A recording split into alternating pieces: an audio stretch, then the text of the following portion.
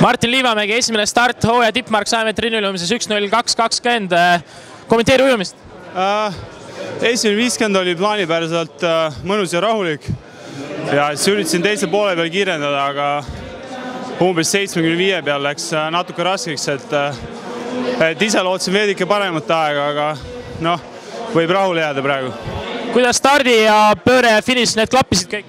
Start oli hea, pööre samuti ja finišis läks raskeks, aga sein klappis, et selles mõttes sinna ei jäänud midagi.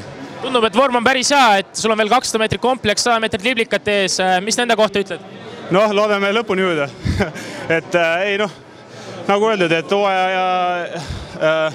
hooaja tippmargid võiks ära ujуда, et vaatame, mis koha peal see tuleb, et suuremat eesmärki ei ole tegelikult. Aga üldises plaanis jääd praegu 100 meetri rinnuilumisega rahule või?